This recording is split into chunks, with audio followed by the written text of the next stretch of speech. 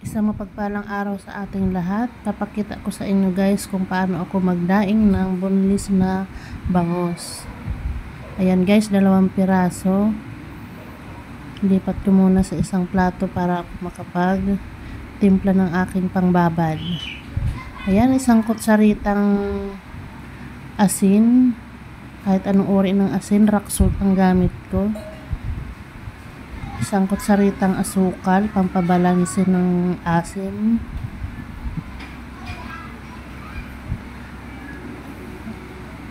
Katamtamang paminta, mga kalahating kutsarita o isang kutsarita pwede na. 3 butil ng bawang guys, mas marami, mas masarap. Ako mas okay na sa akin yung sakto lang, 3 butil. Mga 3 kutsara na suka. White vinegar ang gamit ko guys, wala akong sukang paumbong. Masarap din ang sukang paumbong, kaya nilagyan ko ng asin, asukal guys, para hindi siya masyadong maasim. Pag sukang paumbong, kunting asukal lang. Ayan guys, pinatuyo ko to kanina, drinin ko na siya ng mga ilang minuto dyan. Tapos ibabad na natin guys, saktong sakto lang na mabasa siya, huwag masyadong masuka para hindi siya madurog. Ayan guys, pinabunlis ko yan kanina sa palengke. Ayan, ibabad lang natin. Saktong sakto lang guys na mabasa siya, huwag masyadong ibabad kasi madudurog yung suka. Mga 30 minutes lang guys na ibabad, pwede na siyang lutuin. Kung hindi pa siya lulutuin, mas maganda yung tinatanggal sa pagkakababad kasi naluluto siya guys eh. Tapos ilagay nyo na lang sa ref kung hindi nyo pa lulutuin. Na-try ko na kasi yan yung magdamag na binabad. Kung pinipirito ko na siya, masyado na siyang malambot. Mapait kasi naluto agad siya. 30 minutes lang talagang babad guys. Itong sakto lang. Mabasa lang siya.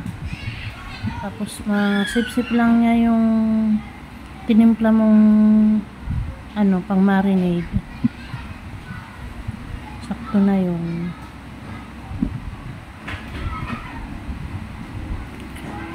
Pwede nyo siyang hati-hatiin, pwede rin buo lang. Ako kasi malaki yung lalagyan ko, kaya buo lang siya. Ayan guys, babad muna natin siya ng 30 minutes para manuot yung kanyang yung kanyang pang marinade.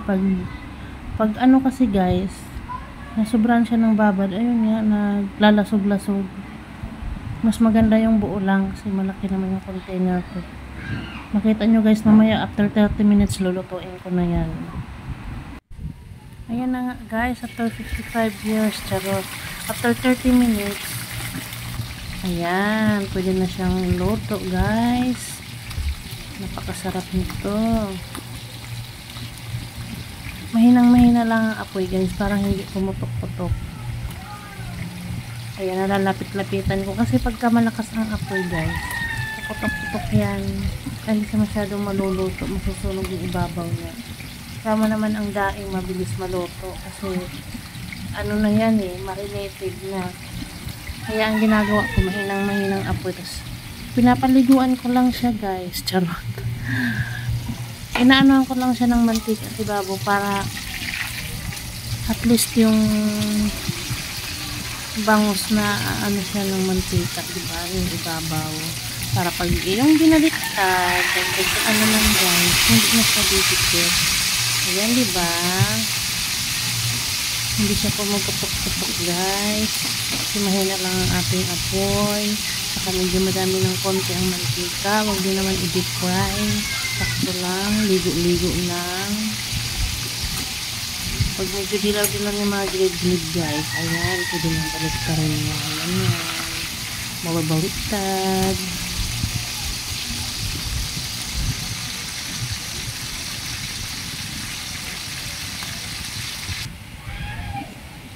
Ayan na nga guys.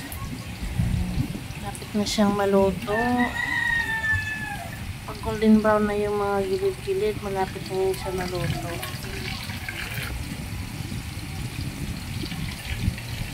O diba? Wow, sarap nito. Mapapa-only rice na naman tayo nito. Ayan guys. Ayan.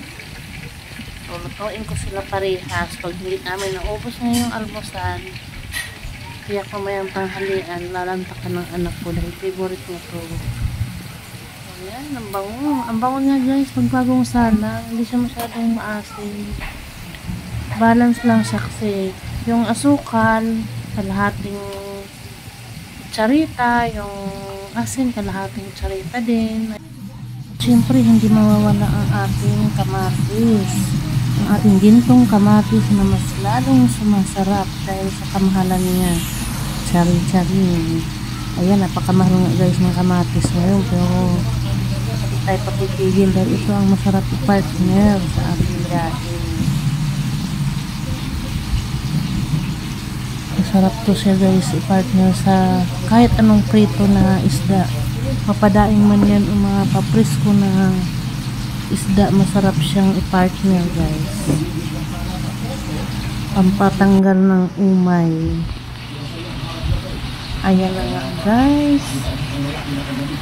Ready na ang ating almusal. I-prepare pa rin natin yung ating isa para maperito din dahil mas gusto ko yung iluluto agad, hindi siya na lulusaw. Ayan guys, mapapa-only rice na naman tayo nito. Happy watching guys. Salamat sa inyong panonood. Sana nakapulot kayo ng kunting kaalaman sa aking shinare sa inyong video.